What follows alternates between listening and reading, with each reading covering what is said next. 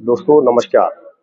आपने देखा किस प्रकार से योगेश जिंदगी के ऊपर हुआ अत्याचार जब उन्होंने शराब तस्करों के खिलाफ बोलना शुरू किया। आज योगेश जिमरी जिंदगी और मौत के बीच लड़ता हुआ एम्स में पड़ा हुआ है। लेकिन जिस प्रकार से आज लोगों का सहयोग मिल रहा है या आपने माँ की बातें सुनी होंगी तो आप समझ गए होंगे आखिर मामला क्या है। लेकिन आखिर ये मामला हुआ क्या, मैं बात करता हूँ अब संदीप भंडारी से, जो उस समय वहाँ साथ में मौजूद थे और क्या कुछ हुआ।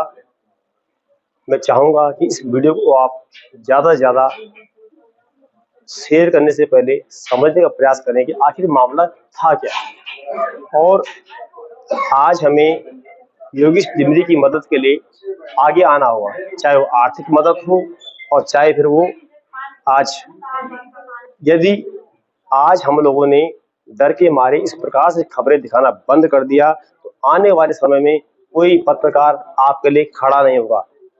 नेशनल मीडिया को आप जानते ही हैं कि आज तक किसी नेशनल मीडिया ने इस प्रकार की कोई खबर दिखाई कि जब हमारे साथ इस तरह से ये अत्याचार होता है। और पत्रकार पर हमले का ये पहला मामला नहीं है, ये होते आए हैं। लेकिन आज मुझे लगता है कि सोशल मीडिया के माध्यम से आज सभी को जिस प्रकार हम जगाने का काम कर रहे हैं उसी प्रकार से आप भी समझने का काम करें। आज देवभूमि उत्तराखंड जिस प्रकार से नशे में डूब रहा है, डुबोया जा रहा है, जो भगवान का नाम लेके नारा लगाते हैं, आज वही लोग आज पूरे उत्तराखंड के अंदर संस्कृति को मिटाने का काम कर रहे हैं ऐसा लगता है।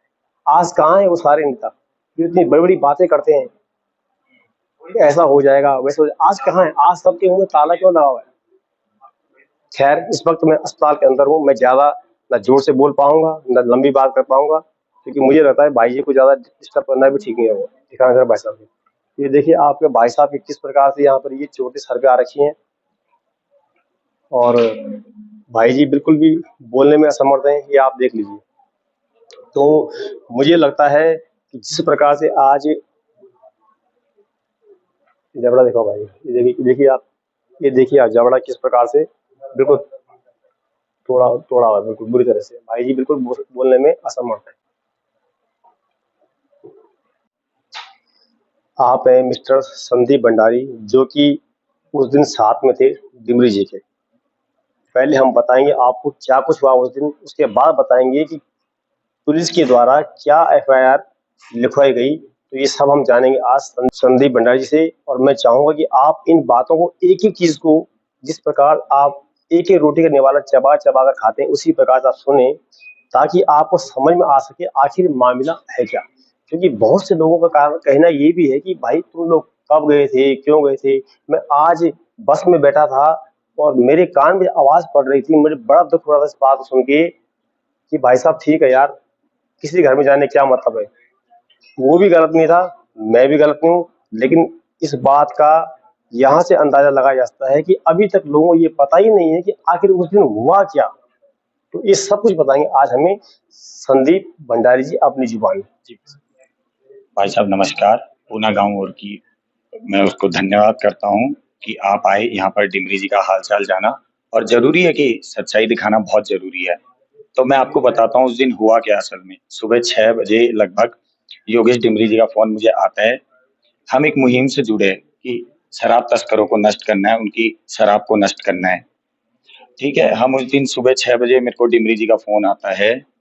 डिमरी जी कहते हैं कि 15-20 मिनट में आप लोग यहाँ आ जाइए, यहाँ पे से शराब की गाड़ी आने वाली है नटराज में। लेकिन किसी कारणवश मैं दुकान में बैठा था, तो मुझे लगभग 1 घंटा लग गया। और जैसे ही 7 बजते मेरे पिताजी दुकान में आए, मैंने अपने पिताजी को कहा आप दुकान में बैठो, मुझे जाना है कहीं। ठीक है, मैं डिमरी जी को वापस कॉल करता हूँ। डिमरी जी कहते हैं कि नटराज में तो शराब पहुंची नहीं, तो आप एक काम करिए, इंदिरा नगर में आ जाइए, गली नंबर 1 में। तो मैं जैसे ही गली नंबर 1 में पहुंचता हूँ, इंदिरा नगर, अपनी गाड़ी मैंने साइड लगाई। डिमरी जी के साथ मैं वहां पर पहुंचा जहाँ पे शराब उतर रही थी। तो वहां पर एक व्यक्ति रहता है, सुनील गंजा, जो मुख्य आरोपी भी है इस मामले में।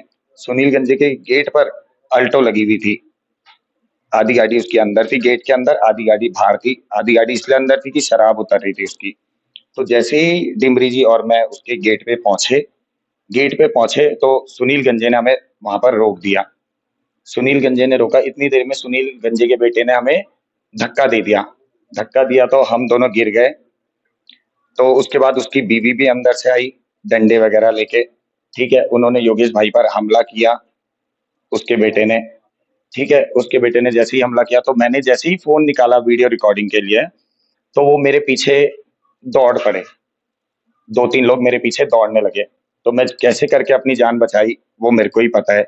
मैं वहां से निकला, इतनी देर में मेरे को पार्षद वहां पे, जो क्षेत्रीय पार्षद है, राजू भाई, राजू बिष्ट जिन्हें कहते हैं, उन्हें मैंने फोन करके बोला कि डिमरी जी की जान बचाइए, वो लोग उन्हें मार रहे हैं। सुनील गंजे, उसका बेटा, उसकी बीवी और उसके अन्य 7 साथी और थे। हाँ बिल्कुल, वो लोग उसे मार रहे हैं। तो इतनी देर में राजू बिष्ट भी वहां पहुंचे, तो उनके पीछे पीछे पुलिस के 2 सिपाही भी पहुंच गए। तो जब वो वहां पे पहुंचे तो मेरे को वहां का मामला तो याद नहीं। पुलिस के 2 सिपाही कैसे आते हैं? क्या लगता है आपको? उन्होंने बुलाया होगा? पुलिस के 2 सिपाही, हमारे टीम के द्वारा भी उन्हें फोन करा गया था, लेकिन मुझे लगता नहीं कि उन्होंने हमारी बातों को कोई सीरियस लिया था, संज्ञान में लिया था। लेकिन आ गए थे वो, मतलब। लेकिन उन्होंने कोई भी ऐसी हेल्प नहीं करी योगेश भाई की, जो वीडियो देख के लग रहा है। उसमें साफ दिख रहा है कि पुलिस वाला वहाँ पे खड़ा है, वो उस प्रकार से जैसे खिला के जो है ना कि बिल्ली चूहे को मारती उसी प्रकार से ऐसे हाँ चल के दिखा, ऐसा कर, वो सब हाँ, आपने देखा ही होगा। बिल्कुल वो वीडियो बहुत कुछ एकदम से मतलब ताकि उनका मकसद जहाँ तक लगता है कि दहशत फैलाना था, आपस से मारना नहीं था, कि ताकि कल कोई पत्रकार जो है आवाज न उठा सके और इस प्रकार की सच्ची खबर शराब के खिलाफ न दिखा सके। देखिए भाई साहब, आज तक हमें सिखाया गया है कि पुलिस वाले की ना दोस्ती अच्छी ना दुश्मनी अच्छी। अब देख भी लिया। अब देख भी लिया, ये तो साक्षात हमने देख लिया है, ठीक है। अब हम देखो, हम तो हमेशा ही पुलिस से डरते हैं, वर्दी से डरते हैं, लेकिन उनके अंदर देखिए ना, वो पुलिस वाले के आगे योगेश भाई को गाली देता है, बोलता है तमंचा निकालो, ठीक है। लेकिन पुलिस वाले उससे मूक दर्शक बन के बैठे हुए वहां पे, मूक दर्शक बन के देख रहे थे। तो जबकि पुलिस को भी वहां पर वीडियो बनानी चाहिए थी, क्योंकि अक्सर आपने देखा होगा जब कहीं झगड़ा होता है पत्रकार लोग पहुंचते हैं वहां वीडियो बनाते हैं, तो पुलिस भी एक वीडियोस बनाती है ताकि उनके, लेकिन वो नहीं बना। बिल्कुल, उसका कारण ये है ना भाई साहब, उसका कारण ये है कि अगर वो वीडियो बनाते तो उनका हिस्सा किस्सा बंद हो जाता, जिससे उनके बच्चे पल रहे हैं। मैं, मतलब, अब क्या बोलूं मैं कि हिस्सा किस्सा सुनील गंजे से जा रहा है, मतलब इन उनके बच्चों को सुनील गंजा पाल रहा है। सरकार उन्हें तनख्वाह नहीं देती, सरकार उन्हें सिर्फ धन्यवाद करती है कि आपने सुनील गंजे जैसे उनको तस्करों को बचाया। ऐसे ही सुनील गंजे जैसे हजारों लोग हैं, करण कबाड़ी जैसे हजारों लोग हैं, जिनसे जो इनके बच्चे पालते हैं। तो बताइए, इतना बड़ा आरोप मैं लगा रहा हूँ तो कुछ सोच के ही लगा रहा हूँ, कहीं ना कहीं हम लोगों को जानकारी होगी। और जानकारी क्या होनी है, पूरी दुनिया को पता है कि पुलिस का काम कैसा है। अच्छा, अब फिलहाल ये बताइए, आप जो उसमें दिखाया गया एफआईआर में किस किस का नाम लिखवाया गया, क्या है, क्यों छोड़ा गया, क्या लगता है आपको? भाई साहब, मैं कोतवाली पहुंचा 2 तारीख को।